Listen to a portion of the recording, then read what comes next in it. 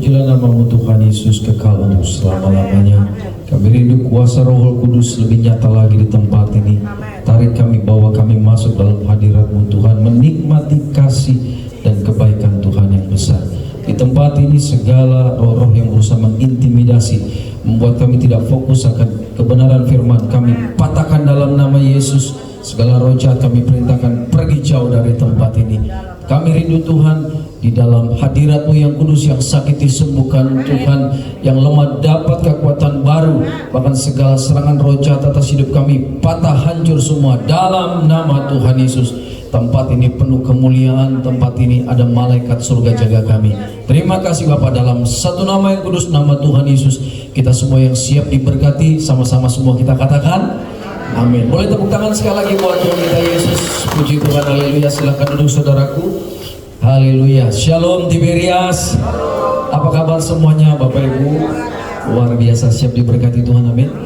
Yuk kita buka Alkitab kita, Injil Yohanes pasal 2 ayat 1 sampai 11. Perkawinan di Kana. Yohanes pasal 2 ayat 1 sampai 11. Injil Yohanes pasal 2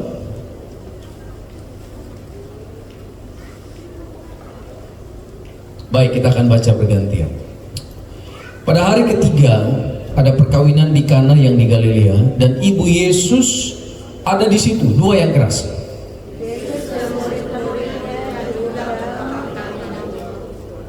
Ketika mereka kekurangan anggur, ibu Yesus berkata kepadanya, mereka kehabisan anggur. Terus.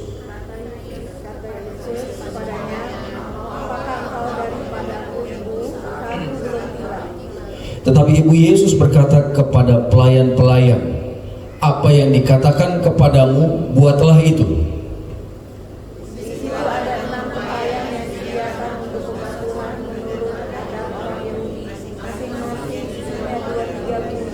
Yesus berkata kepada pelayan-pelayan itu, isilah tempayan-tempayan itu penuh dengan air, dan mereka pun mengisinya sampai penuh. 8. Lalu kata Yesus kepada mereka, sekarang cendollah dan bawalah kepada pemimpin pesta.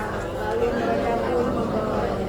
Setelah pemimpin pesta mengecap air yang telah menjadi anggur itu, dan ia tidak tahu dari mana datangnya, tetapi pelayan-pelayan yang mencedok air itu mengetahuinya, ia memanggil mempelai laki-laki. Terus.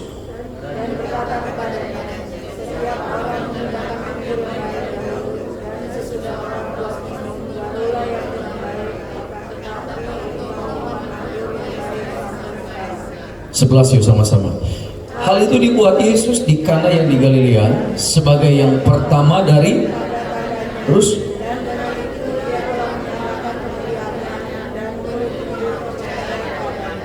Puji Tuhan. Bapak Ibu, kalau kita lihat dalam pelayanan Yesus selama 3,5 tahun di atas muka bumi, maka kita bisa lihat banyak sekali hal-hal yang terjadi di luar dari kemampuan manusia. Betul tidak, saudara? 33% pelayanan mujizat Yesus itu adalah kesembuhan. Katakan kesembuhan. Artinya kesembuhan itu penting di mata Tuhan. Dan 15% itu kira-kira itu adalah pelayanan kelepasan. Kenapa gereja harus menyediakan pelayanan kelepasan, saudaraku? Ya, karena banyak orang-orang di luar yang mengalami keterikatan. Mereka tidak tahu, atau mereka tahu kayak ada sesuatu yang salah dalam kehidupan mereka, dan mereka tidak tahu solusinya apa. Nah, itulah sebabnya ketika Yesus melayani di atas muka bumi, banyak orang terikat itu dilepaskan. Kenapa? Supaya dia bisa mengalami terobosan. Banyak orang Kristen sudah ada Roh Kudus, tapi ikatan-ikatan kutuk nenek moyang, roh masa lalu masih kuat di dalam dia. Sehingga apa? Ini menjadi penghalang untuk dia mengalami terobosan dalam Tuhan. Dan sangat disayangkan, tidak semua gereja percaya pelayanan ini, saudara. Betul. Tidak semua gereja mendukung pelayanan kesembuhan atau pelayanan kelepasan. Padahal ini perlu. Ya kan? Kita bisa lihat lebih dari 50% inti pelayanan Yesus apa? Menyembuhkan orang sakit. Katakan amin. Melepaskan orang terikat dari roh jahat. Jadi saudaraku, mengucap syukur di tempat ini kita diberikan kuasa yang besar sehingga yang sakit disembuhkan. Katakan amin. Bahkan segala bentuk ikatan mengalami kelepasan. Saya banyak melihat jemaat Tuhan, saudaraku, hidup yang banyak mengalami terobosan setelah apa? Ikatan-ikatan itu lepas. Gitu. Karena dulu saya begitu. Begitu banyak roh jahat di dalam saya, sampai ratusan, sampai saya bingung. Ya kan, diserang sakit penyakit, diserang segala kuasa-kuasa kegelapan. Hal-hal yang mengerikan terjadi, tapi begitu lepas, damai sejahtera mengalir dalam kehidupan saya. Nah, Tuhan Yesus lakukan itu. Bahkan Tuhan Yesus juga ada pelayanan mujizat. Contohnya apa Bapak Ibu? Laut yang lagi berderu, Tuhan perintahkan badai itu langsung tenang. Bahkan Tuhan pernah memberi makan, bayangkan, ini gak masuk akal. Modalnya hanya 5 roti 2 ikan, tapi yang diberi makan 5.000 laki-laki. Kalau satu laki-laki bawa satu istri, ya, satu laki-laki bawa satu istri, satu anak, kira-kira berapa belas ribu orang? 15.000 orang bisa makan 5 roti 2 ikan. Itu buat saya 5 roti 2 ikan, buat saya cukup, saudaraku. Ya kan? Buat saya sendiri habis itu artinya. Tapi di tangan Yesus apa yang terjadi? 15.000 orang makan, bahkan sisa berapa bakul? 12 bakul. Impossible, gak masuk akal bagi manusia. Dan kemudian mujizat yang luar biasa lagi apa? Yesus bangkitkan orang mati. Tapi lihat, dari semua rentetan mujizat kuasa yang Tuhan nyatakan, nomor 1 mujizat yang Yesus lakukan itu bukan menyembuhkan orang, bukan bangkitkan orang mati, tapi melakukan mujizat mengubah air jadi anggur. Di mana? Di perkawinan. Saya percaya ini sudah agenda yang ditentukan oleh Tuhan sejak dalam kerajaan surga. Kenapa harus diawali di dalam perkawinan? Karena Tuhan sedang mengajarkan kepada Bapak Ibu dan saya, kepada gereja Tuhan, perkawinan penting di mata Tuhan. Kenapa perkawinan ini penting di mata Tuhan? Karena perkawinan, hubungan suami istri, itu gambaran nanti kita dalam kerajaan surga, di mana Yesus dikatakan sebagai mempelai laki-laki dan kita gerejanya dikatakan sebagai mempelai wanita. Hubungan yang intim, yang kudus tuh, saudaraku. Dan pernikahan ini adalah idenya Tuhan. Kalau Bapak Ibu lihat di dalam Kejadian 1 ayat 28, itu dikatakan lalu Tuhan memberkati mereka. Pernikahan pertama terjadi di Taman Eden. Pengantinnya siapa? Adam dengan siapa? Adam dengan? Benar ya, bukan Adam dengan Stephen ya, saudaraku ya. Adam dengan Hawa. Di luar negeri banyak pendeta yang berani memberkati. Adam dengan Stephen. Itu saya nggak tahu. Tanggung jawabnya nanti sama Tuhan gimana, Bapak? Jadi diberkati. Setelah diberkati, baru Tuhan perintahkan kepada mereka berdua, beranak cuculah dan penuhilah bumi. Jadi awalnya apa? Diberkati. Katakan diberkati. Setelah diberkati kan artinya sudah disatukan oleh Tuhan, sudah sah di mata Tuhan. Baru setelah itu Tuhan perintahkan beranak cuculah. Saya sudah pelayanan beberapa daerah di Indonesia, udah cukup banyak, saudara. Saya sudah pernah datang ke beberapa wilayah di Indonesia di mana mayoritas di situ orang Kristen. Bahkan 100 meter gereja, 100 meter lagi istilahnya gereja. Kemana-mana gereja. Tapi kehidupan orang di sana, firman Tuhannya dibalik. Apa? Beranak cucu dulu, baru diberkati. Saya dulu sempat bertanya sama mereka, kenapa di sini begitu? Ya di sini istilahnya beli sepatu, coba dulu baru beli. Saya bilang, anak perempuan orang dicoba dulu. Ya kalau nggak bisa punya anak, ngapain dikawinin? Itu otak mereka di sana begitu, saudara. Jadi bayangkan, punya anak dulu, baru dikawinin. Padahal kalau anak sampai lahir di luar pernikahan yang kudus, Alkitab yang bilang, saya mengucap syukur loh, Bapak Pariaji, almarhum Gembala Sidang Gereja Tiberias itu dapat pewahyuan dari Tuhan, diajarkan langsung oleh Tuhan Yesus, saudaraku, tentang kutuk. Ada kutuk 3-4 keturunan, ada kutuk 7 turunan, ada kutuk 10 keturunan. Nah, kalau sampai ada anak lahir di luar pernikahan yang kudus, Bapak Ibu perhatikan, anak ini terikat kutuk 10 keturunan. Saya berapa kali melayani anak yang lahir di luar pernikahan yang kudus, menderita hidupnya, diserang kuasa-kuasa kegelapan, diganggu setan dalam berbagai arah, mengalami serangan. Jadi bisa kantong-kantong Kristen, gereja di mana-mana, tapi banyak anak muda yang dilahirkan itu terikat kutuk. Makanya mereka mau apa-apa gagal, sekolah gagal, karir gagal. Ada yang berpikir gini, ya udahlah yang penting kan nanti dinikahi diberkati juga. Memang sih diberkati, tapi anak ini gimana? Sudah terikat kutuk. Ini harus dilepaskan. Itulah sebabnya Bapak Ibu, jangan pernah ubah-ubah firman. Katakan amin. Hiduplah dengan apa yang firman katakan. Amin saudaraku. Berani berkata, berani mengajarkan ini. Nah sayang gereja, gak semua gereja berani dengan lantang menyampaikan kabar baik ini saudara. Banyak gereja dan mimbar hanya menyampaikan firman yang menyenangkan telinga. Takutlah kalau terlalu to the point nanti orang tersinggung. Lah, lebih jaga perasaan manusia daripada perasaan Tuhan. Kita harus berani menyampaikan firman 100% apa yang Tuhan maksudkan. Katakan amin. Amin. Kalau Bapak Ibu dengar firman dan tiba-tiba rasa ngejam di sini, kayaknya buat saya, justru that's good, itu baik. Itu tandanya firman sedang bekerja dalam kehidupan kita. Maka dengan firman yang disampaikan apa adanya, tanpa dipilah-pilah, aduh nanti orang tersinggung, gereja jadi sepi, yang ini aja yang disampaikan. Bapak Ibu, gereja itu punya Tuhan, katakan amin. Jemaat pun punyanya Tuhan. Betul. Seberapa kali melayani sebuah tempat, firman dengan tegas disampaikan, semakin banyak tuh orang datang. Kenapa? Di luar banyak loh jemaat yang rindu untuk mendengar firman yang murni, firman yang apa adanya, firman yang tidak dimodifikasi, firman yang tidak berusaha disampaikan hanya untuk menyenangkan manusia. No. Senangkan Tuhan, maka Tuhan akan hadir dan membawa jiwa-jiwa datang ke tempat itu. Katakan amin saudara. Itu prinsip layanan saya. Maka jemaatnya akan dewasa secara rohani. Kedewasaan rohani sebuah jemaat atau umat saudaraku itu ditentukan dari makanan rohani apa yang mereka terima.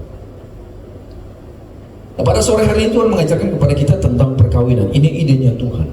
Jadi kalau idenya Tuhan, pasti perkawinan itu adalah hal yang luar biasa indah. Kita masuk dalam cerita ini saudara. Ya, pada ayat yang kedua dikatakan begini, Yesus dan murid-murid diundang juga ke perkawinan itu.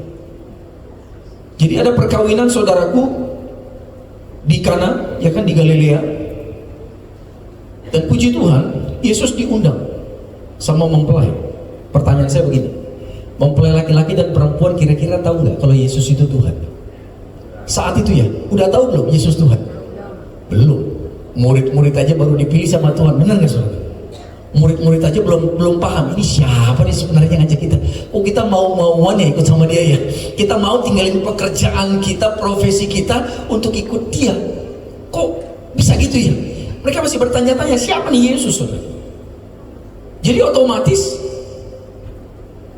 kedua mempelai laki-laki dan perempuan belum tahu siapa Yesus. Tapi puji Tuhan mereka undang Yesus. Di sini Tuhan mengajarkan saudaraku, pastikan Bapak Ibu dalam pernikahan kau undang Yesus masuk dalam kehidupan kita. Ketika kau bangun bisnis, pastikan Yesus ada di bisnismu. Ketika kita bangun masa depan anak-anak kita, pastikan ada Yesus di sana. Amin. Apapun yang Bapak Ibu bangun saat ini nih, pastikan ada Yesus. Karena tanpa campur tangan Yesus, apapun yang kita bangun pasti gagal. Percaya. Soon or later, cepat atau lambat, pasti fail, pasti hancur. Tapi kalau Bapak Ibu ada Tuhan, apapun tantangan ke depan pasti ada solusinya. Tidak ada sesuatu yang kita bangun di dunia ini yang bebas masalah, nggak ada saudara. Jalan tol aja kadang macet. Jalan tol aja kadang lebih macet daripada di bawah, bener nggak? Padahal katanya jalan tol itu dibuat untuk mengatasi kemacetan. Tapi seringkali justru di jalan tol lah sumber kemacetan. Saya tadi macet total saudaraku di jalan tol. Atau ternyata ada satu ruas jalan itu sedang perbaikan, otomatis berkilo-kilo di TB Simatupang itu macet total. Puji Tuhan saya nggak terlambat kemari. Haleluya. Ya. Harapan orang naik tol siap bayar mahal supaya cepat. Ternyata enggak juga. Nah karena saya sering pelayanan saudaraku, jadi tahu jalan tol itu seringkali jalan yang berbahaya. Seringkali kita kalau udah kena macet jalan tol nggak bisa turun, bener nggak? Nggak bisa ambil jalan tikus, udah pasrah aja, tinggal berdoa, Tuhan tolong buka di jalan di depan, saya nggak tahu apa yang terjadi tapi Tuhan buka deh, tolong Tuhan, paling itu doang. Nah, puji Tuhan, mereka mengundang Yesus. Dan benar, ternyata di dalam pernikahan ini ada masalah, saudaraku. Masalahnya adalah mereka kehabisan anggur. Mungkin Bapak Ibu berpikir, ya lah cuma kehabisan anggur bisa diganti sama sirup ABC kali ya kan, atau Coca-Cola atau Fanta. Nggak bisa. Orang Yahudi itu punya tradisi begini, mereka harus menyiapkan anggur. Anggurnya bukan buah, tapi anggur buah yang sudah fermentasi untuk diminum. Bukan buat mabuk-mabukan, bukan. Tapi anggur itu gambaran sukacita. Jadi mempelai laki-laki dan perempuan rindu supaya semua tamu yang hadir itu bisa merasakan sukacita mereka. Ya. Dan anggur diberikan dari awal dan kemudian sampai akhir. Dan menurut tradisi, anggur yang pertama diberikan ini kualitas yang terbaik. Baru setelah itu anggur yang kurang baik. Ini sudah lumrah di zaman itu. Bahkan hingga detik ini orang Israel masih mempertahankan tradisi ini, saudara. Kalau Bapak Ibu datang, contoh kita lagi ke Israel, diundang salah satu warga di sana untuk kita datang ke acara pernikahan mereka, pasti ada wine.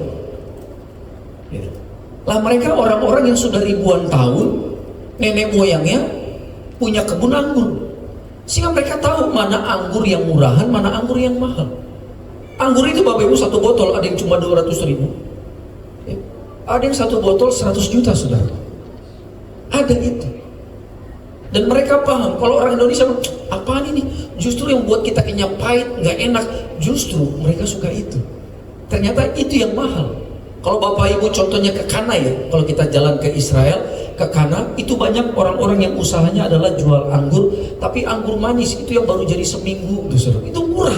Kalau kita orang Indonesia kayak, weh manis enak nih. Padahal buat mereka itu nggak diminum. Mereka minum tuh yang udah diremin 10 tahun, 20 tahun, 30 tahun. Itu harganya fantastis. Nah, tidak boleh anggur itu kurang. Lebih baik anggur itu kelebihan daripada kekurangan. Karena kalau sampai kurang, perhatikan, kalau sampai kurang, ini akan jadi aib bagi pasangan suami istri ini, sampai memutih rambut mereka jadi bahan omongan, saudara. Ngeri ya?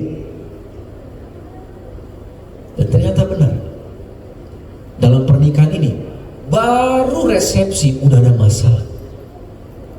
Gimana kalau sudah menikah setahun, 2 tahun, 5 tahun, 10 tahun? Ini baru awal, baru makan, baru kumpul sama keluarga, sudah ada masalah. Itulah sebabnya saya katakan, bersyukur mereka undang Yesus. Karena Yesus itu adalah problem solver. Amin. Yesus itu Allah yang dapat memberikan jawaban atas setiap masalah kita. Mau apapun masalah kita, datang sama Yesus, ada jalan keluar. Katakan amin yang percaya. Boleh tepuk tangan dulu yang membanggakan Tuhannya. Katakan haleluya. Haleluya. Nah, ternyata mereka kehabisan anggur. Ibu Yesus kemudian memberitahu ini kepada Yesus, berkata, tolong dong, mereka kehabisan anggur. Dan Yesus memberi perintah kepada para pelayan, isi tempayan dengan air. Perhatikan ceritanya begini, ya kan? Ada 6 tempayan, mungkin masing-masing tempayan itu yang mengisi satu pelayan, dan satu pelayan masing-masing buka keran besar-besar pakai panci, ya kan? Setelah penuh, tuang sekali, kedua penuh. Saya nggak tahu sampai berapa panci mereka bolak-balik, tapi yang pasti pelayan itu tahu yang mereka isi masuk ke dalam tempayan bukan anggur, tapi air, karena dari tangan mereka sendiri mereka yang menuangkan air itu masuk ke dalam tempayan. Begitu tempayan itu semua penuh dengan air, Alkitab berkata, lalu Yesus memerintahkan para pelayan untuk kembali mencedok. Mungkin para pelayan bingung, ngapain kita isi tempayan dengan air? Masa kita kasih minum para tamu dengan air? Hancur nih pesta. Tapi namanya mereka mungkin orang paling rendah jabatannya di acara itu, pelayan, ya taat-taat aja. Memang seringkali ya, Tuhan akan perintahkan kita hal-hal yang gak masuk akal, tapi lakukan. Dan yang tidak masuk akal itu akan lahir mujizat. Kalau pelayan ini komplain sama Yesus, ngapain? Nanti kalau ada masalah kami yang kena. Ogah, kami gak mau isi ini dengan air, gitu. Nanti kamu lempar masalah lagi, kamu pergi, kami yang kena. Bisa aja begitu, benar gak? Tapi Alkitab berkata, para pelayan tidak komplain sedikit pun, mereka justru taat mengisi air itu. Dan setelah mereka cedok air itu, saya percaya mereka orang yang pertama kali terguncang dan kaget luar biasa. Karena yang mereka cedok warnanya sudah berubah. Yang tadinya air berubah jadi anggur. Saya percaya saudara, mulai hari itu para pelayan ini besok tidak pelayan lagi. Kerjanya udah gak pelayan lagi. Saya percaya besok kemungkinan besar para pelayan ini sudah jadi hamba-hamba Tuhan. Karena saya percaya orang yang berjumpa Yesus pasti akan berubah. Katakan amin yang percaya. Orang kalau sudah berjumpa Yesus, apapun hidup kita, berjumpa Yesus itu pasti akan berubah. Berapa minggu yang lalu saya dengan istri berdoa sama-sama menyembah Tuhan dan puji Tuhan. Kami kalau berdoa sering dapat pewahyuan dari Tuhan. Tuhan sering ngomong sama kami, lakukan ini, lakukan itu, atau perangi roh ini, atau roh jahat ada yang sedang menyerang kalian, patahkan roh ini. Tiba-tiba Tuhan bicara buat saya lewat istri saya. Istri saya berkata begini, Dad, Tuhan nanti akan kirim orang-orang non-Kristen, orang-orang yang bukan anak Tuhan, tapi mereka mau percaya Yesus, nanti dia harus layani mereka. Dan jumlahnya banyak. Tuhan bilang. Saya bilang, I'm ready Lord, pakai aku. Saya bilang. Bapak Ibu percaya nggak?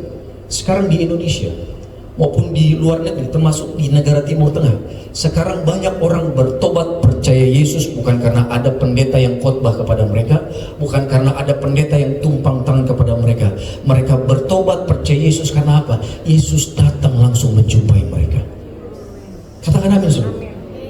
Sama seperti Pak Pariaji ya. Bapak Ibu tahu kan Pak Pariaji? Gembala sidang almarhum Gereja Tiberias. Ya. Kan dulu sebelum Kristen agamanya seberang. Kena kanker otak. Saya hafal sekali ceritanya karena dulu saya bertahun-tahun jadi asistennya beliau. Saudara. Kalau beliau keluar negeri, keluar kota, ya saya dampingin. Gitu. Sering cerita, beliau suka mengulang ceritanya, menyampaikan betapa Tuhan dahsyat dan baik kepada beliau. Jadi waktu beliau kena kanker otak dan vonis dokter di Rusia mengatakan kemungkinan sembuh itu cuma 2%. Kalau bahasa medis ini mengatakan apa? Habis operasi pasti meninggal. Karena kemungkinan sembuh cuma 2%. Tiba-tiba malam-malam dia doa, Tuhan tunjukkan kepadaku siapa yang punya surga. Dan Tuhan Yesus datang langsung. Dia berkata, Pariaji, akulah Yesus yang punya surga. Baca Alkitab, engkau akan menjumpai siapa aku. Dan Tuhan langsung pegang kepala beliau. Besoknya periksa ke dokter, kankernya sudah hilang saudara. Betul. Jadi Yesus banyak menjumpai orang-orang yang tidak percaya Yesus, bahkan orang-orang yang menentang Yesus, tapi Tuhan langsung datang dan melayani mereka. Makanya saya kaget beberapa hari ini, beberapa orang dari seberang berkata, Pak, saya mau ikut Yesus, gimana caranya? Saya bilang, kamu kenal Yesus dari mana? Saya agama seberang Pak, tapi Yesus datang menjumpai saya. Nanti orang seperti itu akan banyak luar biasa. Kalau cuma pendeta nggak cukup. Karena itu Tuhan akan pakai Bapak Ibu semua yang siap mau dipakai Tuhan. Katakan amin. Bapak Ibu siap ya terima mereka. Tugas kita satu apa? Memfollow up mereka. Menindaklanjuti apa yang Yesus sudah lakukan. Yesus sudah menjumpai mereka dan mereka sudah buka hati, sudah percaya. Tinggal kita ajarkan bagaimana step 1, step 2, step 3 untuk menjadi the follower of Christ, pengikut Kristus. Makanya supaya kita cakap untuk mengajar, jadilah orang Kristen yang dewasa di dalam Tuhan. Maka kita bisa menuntun mereka. Kalau kita masih di ruangan yang gelap juga, gimana kita bisa nuntun orang? Bener gak? Kalau kita masih bayi rohani, gimana kita bisa membawa orang datang sama Tuhan?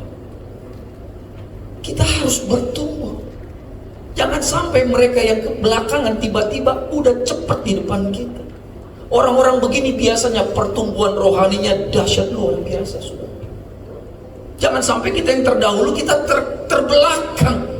Sementara mereka yang terakhir, mereka udah ngebut di depan. Dipakai Tuhan dahsyat, membawa banyak jiwa bagi kerajaan surga. Kita yang dari lahir udah Kristen, begini-begini aja. Sementara mereka, no, aku haus, aku lapar akan Tuhan, aku mau lebih lagi akan Tuhan. Dan mereka menjadi saksi Kristus yang hidup. Kita nggak pernah peduli sama orang. Kita cuma Tuhan berkati aku, Tuhan tolong aku, Tuhan berkati proyekku, berkati pekerjaan. pekerjaanku, sembuhkan sakitku. Semua aku. Kita nggak pernah berdoa, Tuhan jamah mereka, Tuhan pulihkan, Tuhan bawa mereka jadi anakmu. Dari sekian banyak doa yang Bapak Ibu naikkan hingga saat ini, kira-kira berapa persen Bapak Ibu doa bagi orang lain? Saya doa, biarlah mulai sore hari ini, katakan mulai saat ini, kita punya hati buat orang lain. Amin. Tepuk tangan dulu yang meriah buat Tuhan. Haleluya. Nah, akhirnya anggur itu setelah dicicipi, ternyata kualitasnya nggak beda dengan anggur yang pertama. Pada ayat yang ke-10 dikatakan begini. Dan berkata kepadanya, siapa yang berkata? Ini pemimpin pesta berkata kepada mempelai laki-laki. Karena dia bingung, anggur yang dia rasakan itu kok kualitasnya sama seperti anggur yang pertama.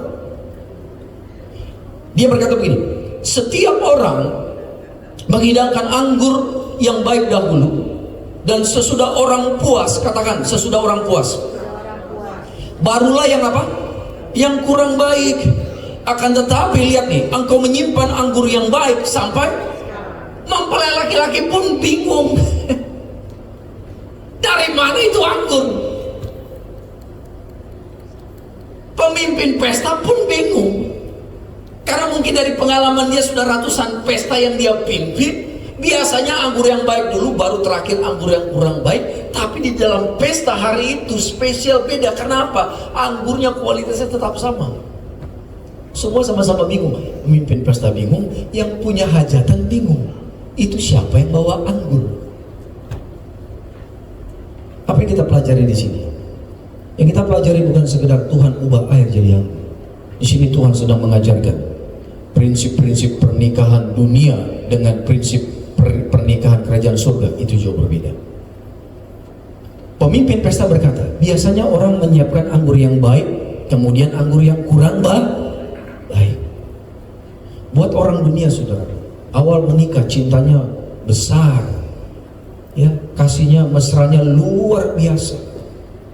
Tapi lambat laun setelah menikah 5 tahun, 10 tahun, 15 tahun, setelah banyak masalah dalam pernikahan mereka, banyak hal yang belum selesai, ada sakit hati, ada kepahitan, ada kebencian, ada kekecewaan, ada trauma-trauma, ada pengkhianatan mungkin.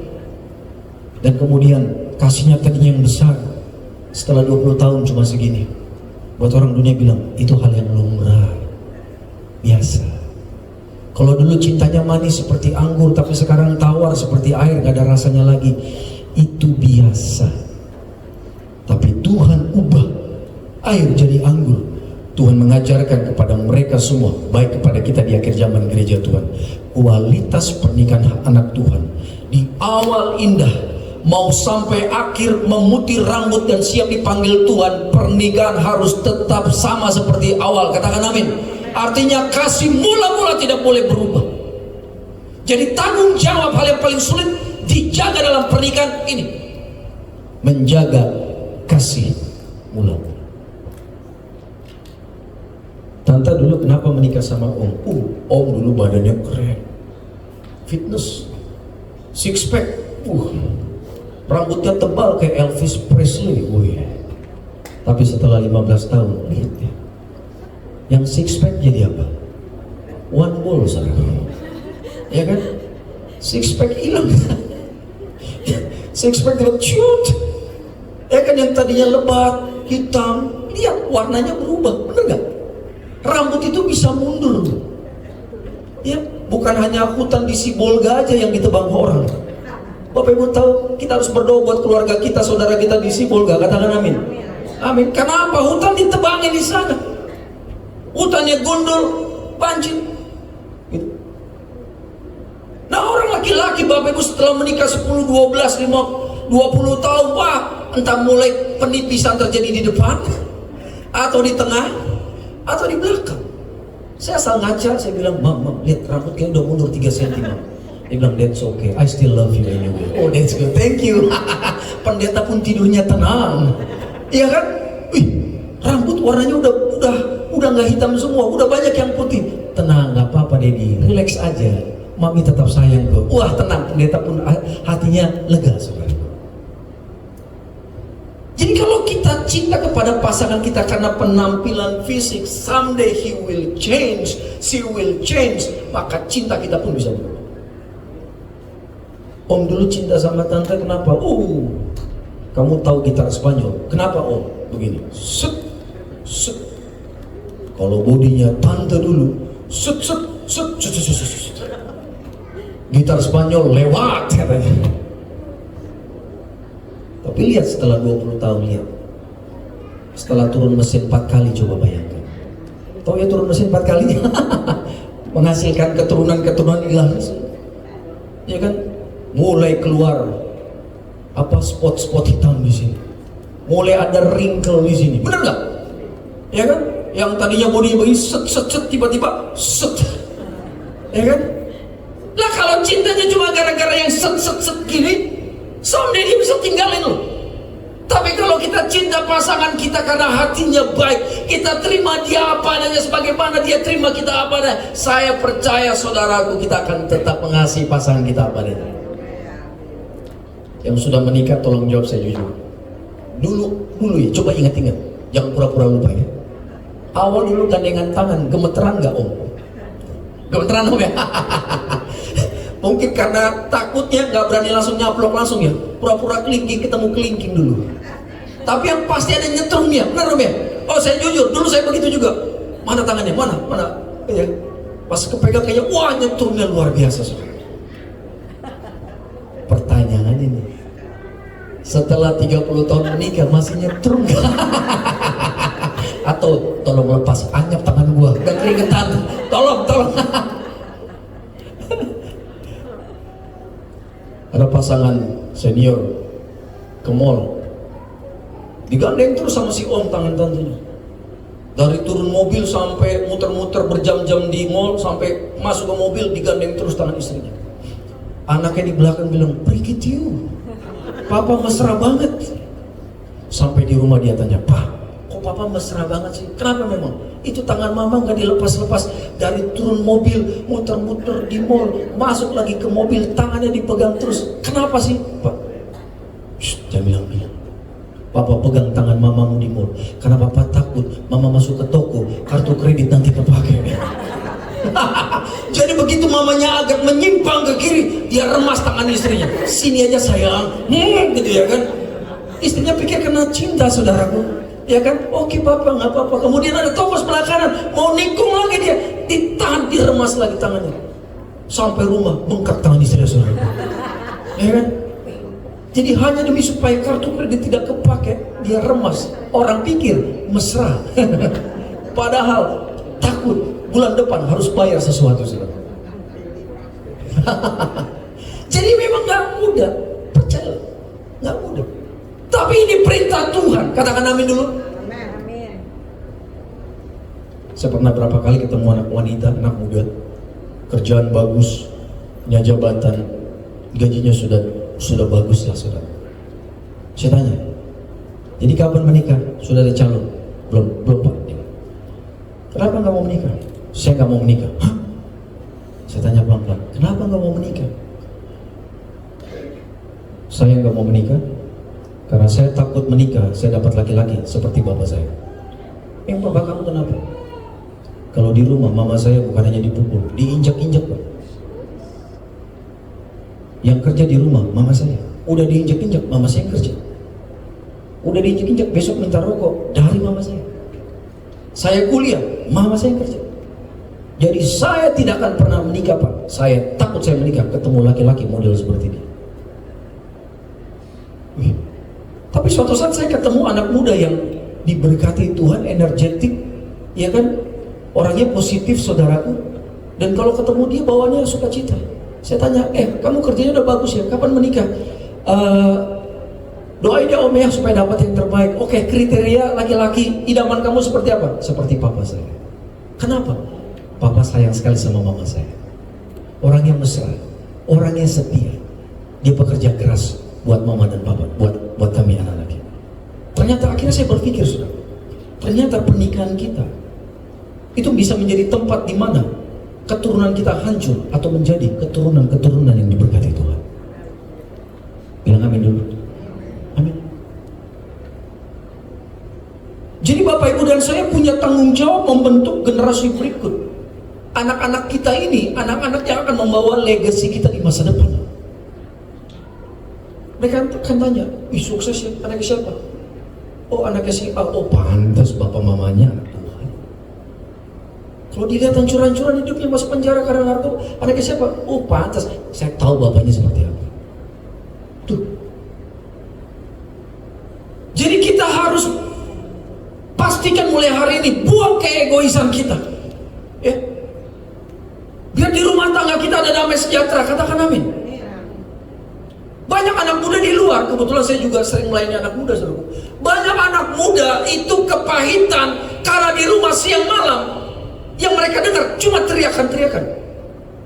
Piring terbang, gelas terbang, garpu terbang, adiknya yang kecil terbang, pegang adekmu, ya kan?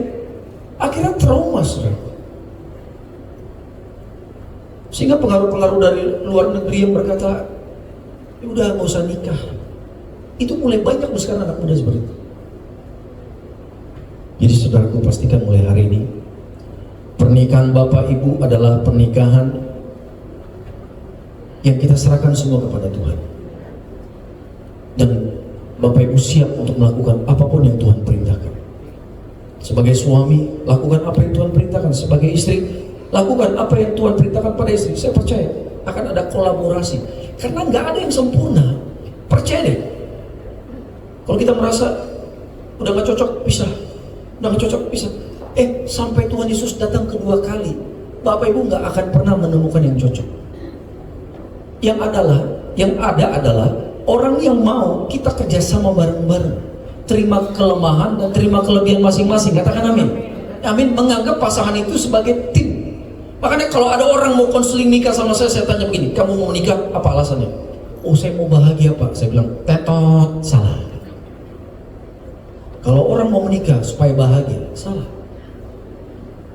Pastikan orang sebelum menikah dia sudah bahagia dengan dirinya. Katakan amin. Tujuan menikah adalah untuk membahagiakan pasangan dan anak-anak yang Tuhan percayakan. Makanya banyak konflik dalam pernikahan karena apa? Dia mau menikah supaya bahagia, jadi dia nuntut terus istrinya. Kamu nggak bisa begini, kamu nggak bisa seperti mama saya, kamu nggak bisa begini, kamu nggak bisa begitu. Sehingga apa? Saya nggak bahagia dengan kamu karena dia alasan menikah supaya bahagia. No way, it's not gonna happen, saudaraku. Tapi kalau kita punya prinsip, aku menikah karena aku sudah orang yang siap dan aku sudah bahagia with myself, I'm happy with myself, dan saya siap membahagiakan orang-orang yang ada di sekitar saya. That's good, saudara. Kalau menurut selama ini prinsip kita salah, masih ada waktu untuk kita perbaiki. Katakan amin. Amin. Makanya saya bangga sekali kalau lihat oma opa di mall ya, rambut sok putih semua, jalan aja udah susah, tapi masih mesra gandengan tangan. Aduh, bener. Bisa air mata saya kayak mau berlinang di situ. Hanya melihat, saya nggak kenal mereka, tapi saya bisa berkata, so sweet gitu ya kan. Tapi di mall, saya ini orang yang pemerhati saudara. Jadi kalau di mall di mana di tengah keramaian, saya orang yang memperhatikan orang. Saya berapa kali lihat bawa bapak jalannya, gagah gitu ya. Kayaknya kayak anak ABG, anak single gitu. Ternyata ekornya di belakang. Istrinya bawa anak, satu digendong, satu digandeng, di sebelah sini tenteng belanjaan. Dari mana saya tahu itu istrinya? Tiba-tiba dia begini, cepat, lama banget jalan. Dalam hati saya, kurang ajar nih suami kan. Saya percaya waktu pacaran nggak ada teriakan-teriakan itu, gitu. Ini istilahnya kalau lagi pacaran, pacarnya kesandung batu yang diteriakin sama dia. Kurang ajar lu, ngapain lu batu di situ? Lihat nih cewek gue kesandung gara-gara lu. Pasti gitu ya kan. Coba kalau udah menikah, di mana matamu? Batu segede gitu nggak kau lihat, ya kan? Bayangin lu, istri dibawa, di belakang dia jarak 10 meter, bawa bayi, bawa anak satu, teng-teng belanjaan, disuruh ngebut ngikutin dia, dia jalan petantang petenteng. Coba saya lihat laki-laki di sini. Puji Tuhan, Tuhan bilang nggak ada saudara. Bapak-bapak langsung lega. Amin, puji Tuhan. Puji Tuhan, gua nggak ketahuan. Enggak, saudara, saya yakin di sini nggak ada. Katakan amin dulu, Bapak Ibu. Saya doa mulai hari ini pernikahan kita semua penuh dengan kebahagiaan. Bahkan pernikahan kita menjadi rumah di mana anak-anak kita betah dekat sama kita. Saya pernah dengar, terakhir, saya pendeta janji kalau terakhir. Ini terakhir ya. Ada satu anak muda bilang gini, Pak tahu nggak, kalau bapak saya pulang, kita anak-anak dengar mobil dia udah deket, kita semua kabur masuk kamar masing-masing. Nanti kalau dia buka kamar, kita pura-pura tidur, Pak. Padahal martabak masih setengah di mulut gitu, pura-pura tidur. Gara-gara Bang malas ketemu dia, Pak. Tuh. Tapi ada keluarga bapak ibu yang bapaknya masih, bapak di mana? Masih jauh, anaknya udah repot nunggu di depan pintu. Kenapa? Saking kangennya sama bapaknya. Padahal tadi pagi baru ketemu. Malam bapaknya dinanti-nantikan seperti menantikan seorang pangeran. Betul. Jadi ternyata indahnya suasana rumah itu kita yang menentukan, bukan tetangga yang menentukan. Katakan amin. Karena itu mulai hari ini kerjasama dengan pasangan. Amin. Anak-anak kita menjadi produk-produk masa depan, menjadi orang-orang yang diberkati Tuhan luar biasa. Tepuk tangan sekali lagi buat Tuhan kita Yesus. Haleluya. Terima kasih Tuhan Yesus buat sore hari ini firman yang telah mengajarkan kami tentang dahsyatnya perkawinan di mata Tuhan. Engkau sebagai inisiator, Engkau sebagai sang pemilik ide pernikahan, gambaran hubungan kami gerejamu dengan Engkau dalam kerajaan surga. Terima kasih Bapak. Saat ini kami akan bersatu dengan tubuh dan darah Tuhan Yesus sebagai ucapan syukur. Kami juga rindu untuk membawa persembahan kami yang terbaik. Ajak kami Tuhan untuk membawa persembahan dengan sukacita di dalam nama Tuhan Yesus. Kita yang siap memberkati pelayanan gereja Tuhan, mari semua bersama-sama kita katakan amin, amin.